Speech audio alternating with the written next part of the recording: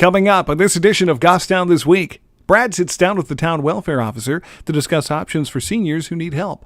We'll keep you up to date with the town meetings on three things, and we'll take a look ahead to the holiday week. It's all coming up on Goffstown This Week.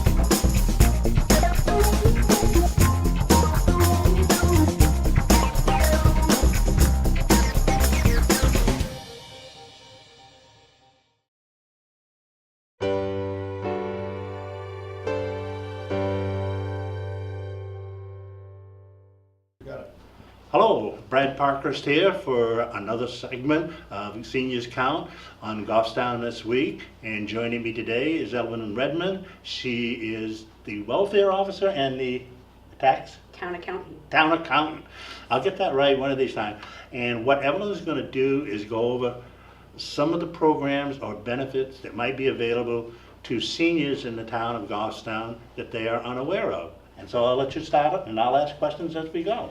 Okay. Well, most people aren't aware of the fact that the town has a general assistance program, which is an emergency program to help with expenses that's based on income eligibility.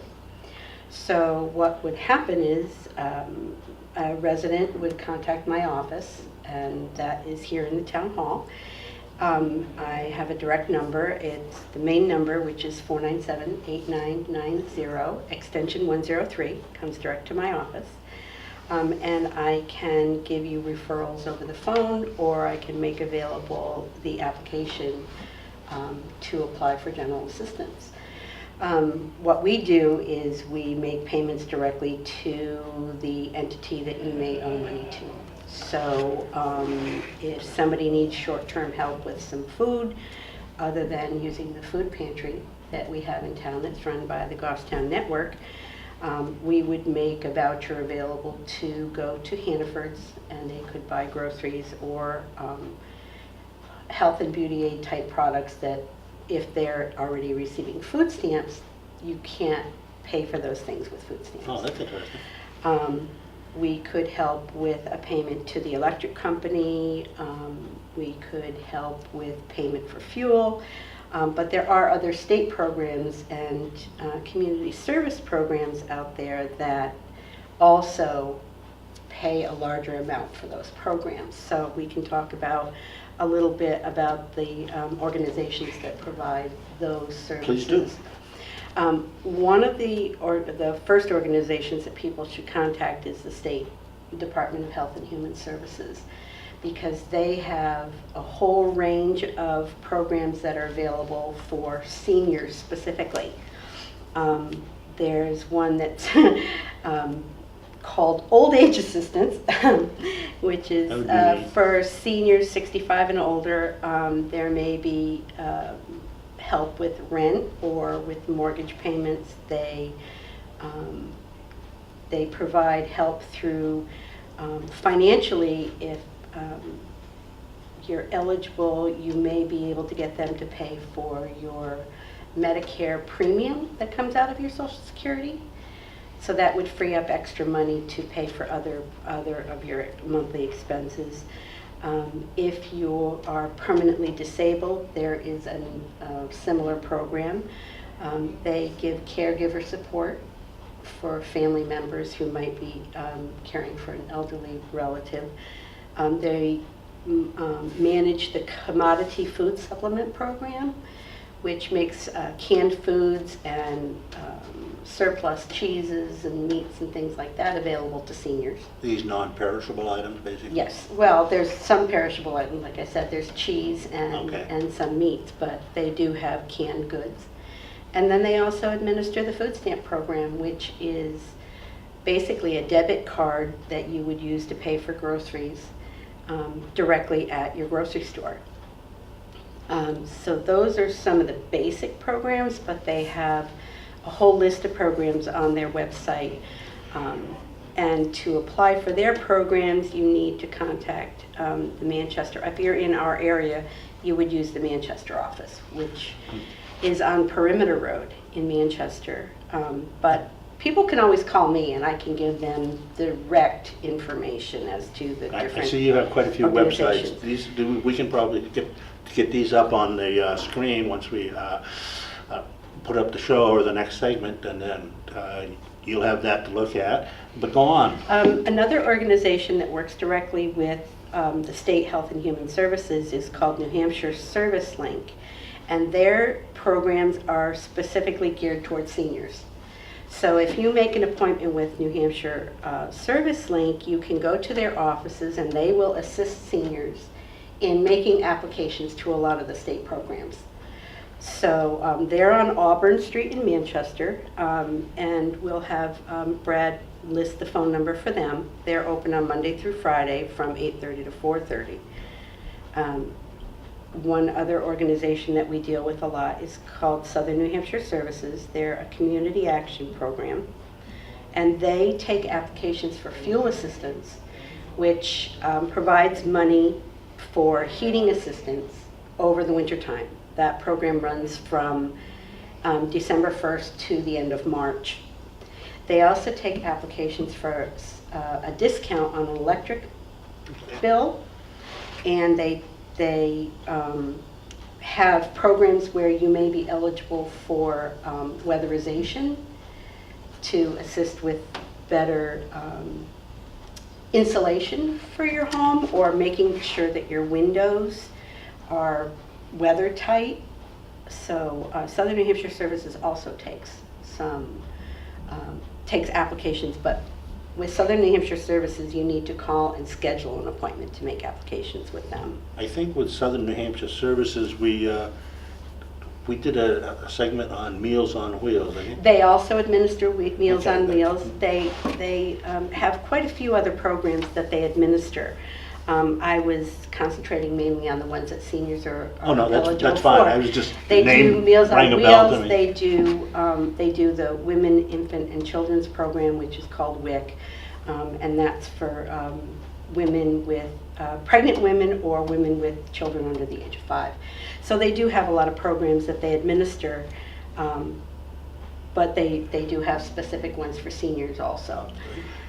Easter Seals is another program, and they are associated with Southern New Hampshire Services and Service Link. They work out of the same offices as Service Link, so they're on Auburn Street in Manchester. They have daycare programs, adult daycare programs, senior daycare programs.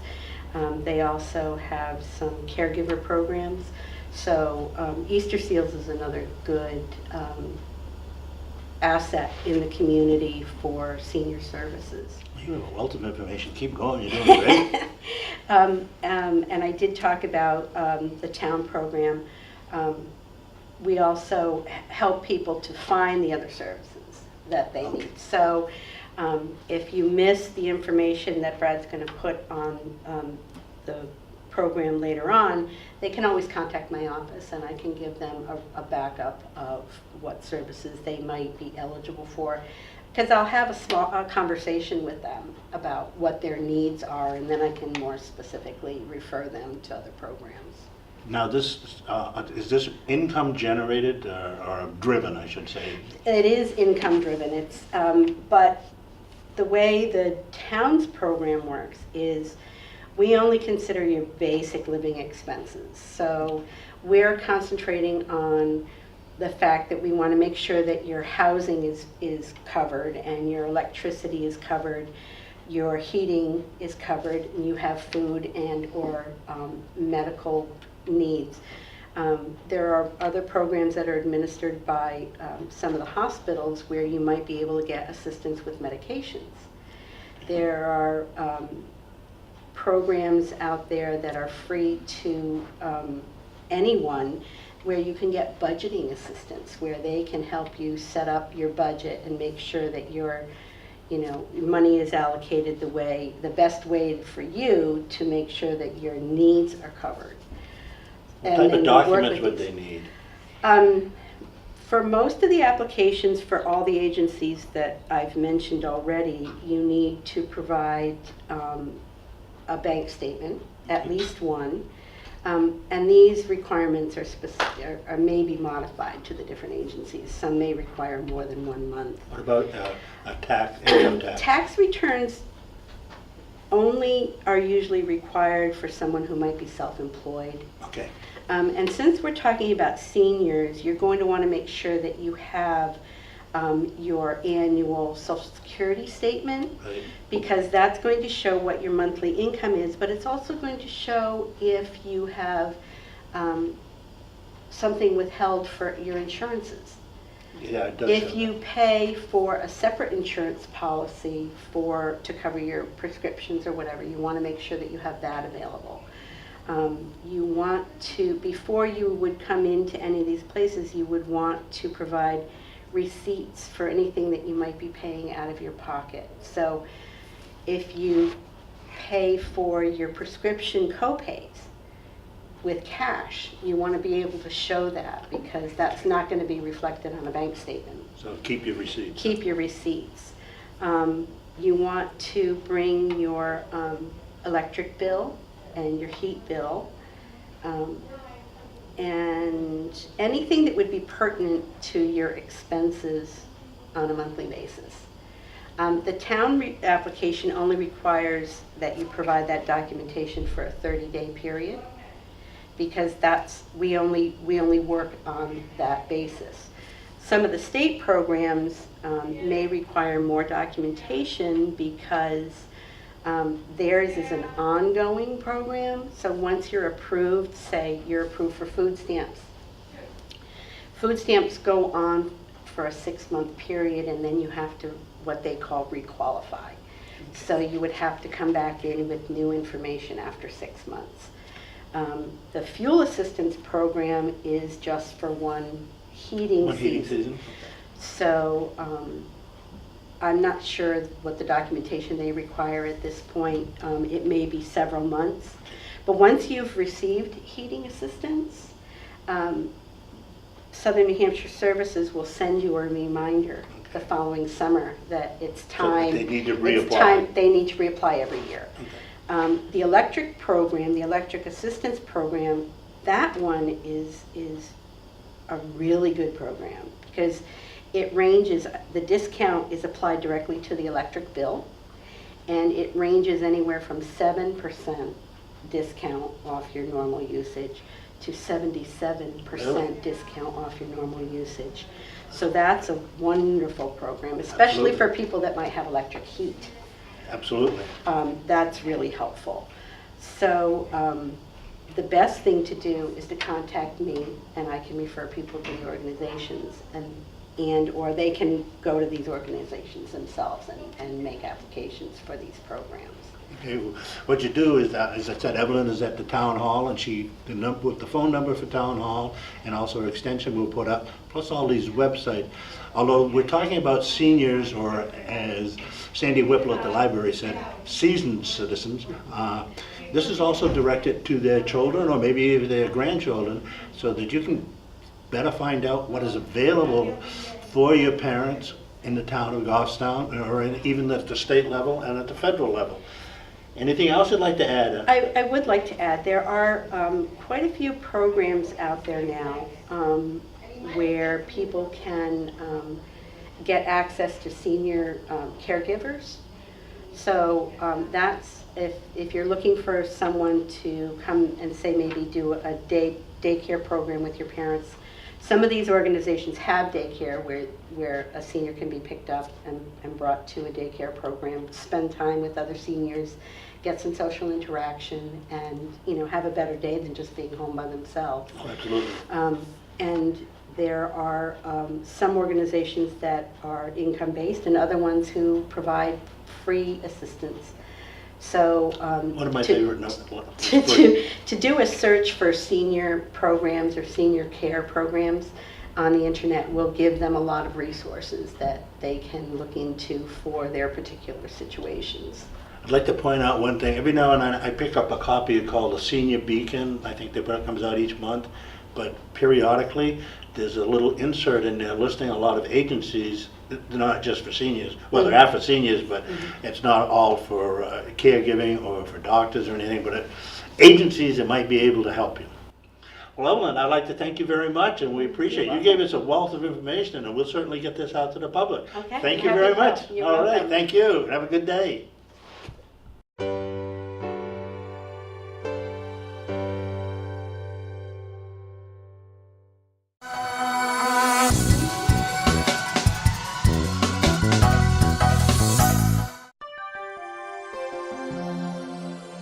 Here's 3 things from this week's meetings that you need to know. At the Selectmen meeting on Monday night, the Public Works Director presented survey results about streetscapes for the Main Street project. Survey input was gathered from residents through Facebook and Springfest. About 600 people, most of them residents, responded. People are favorable to street trees, although there is not a lot of room for them. DPW will put them in where they can be accommodated. Selectmen were shown examples of trees that might be placed. Selectmen were also shown the types of benches, receptacles, and signs that survey responders prefer. And they were shown several possible focal points, including stone sculptures, a rain garden and clocks, and told that fixing the common area's fountain is important to many people. Tuesday night's Conservation Commission meeting included a lengthy discussion on controlling milfoil, a highly invasive aquatic plant, in local waterways. Participants included members of Manchester's Conservation Commission and residents who live on water in Goffstown and nearby communities. A representative of the State Department of Environmental Services was there to talk about treatment options and what is being done in other places. And on Thursday night, members of the Capital Improvement Program Committee, or CIP, heard about the future needs of the Department of Public Works. Discussion included funding for vehicles, large equipment, and the town's road program. CIP committee is responsible for recommending which big-ticket capital items should be funded for the town and school district over the next 6 years. And there's 3 things from this week's meetings that you need to know. To view the meetings in their entirety, check out Channel 22 on Comcast, or you can watch the meetings online on the GTV On Demand Vimeo page.